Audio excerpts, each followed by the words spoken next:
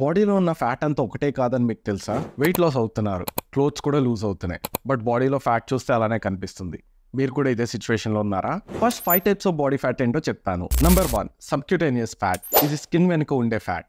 Number 2 visceral fat, ఇది organs చుట్టూ ఉండే ఫ్యాట్ అండ్ డేంజరస్ కూడా.